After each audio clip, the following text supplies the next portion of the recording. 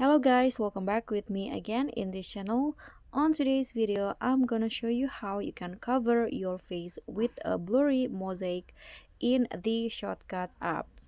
So in here, I've already imported the clip to Shortcut, and to add the mosaic blur, you can just click on your video, swipe through the options at the bottom until you find mosaic.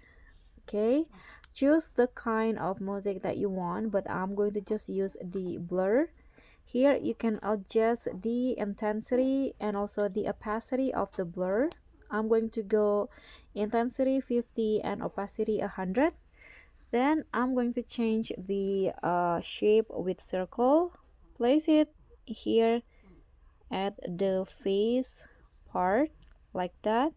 Click on the check icon, and now I'm going to use keyframe to follow the face here. Move it a bit, drag the mosaic, okay, drag it again like this.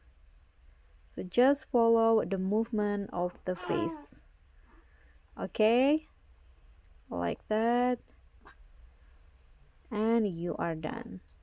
So this will be the result.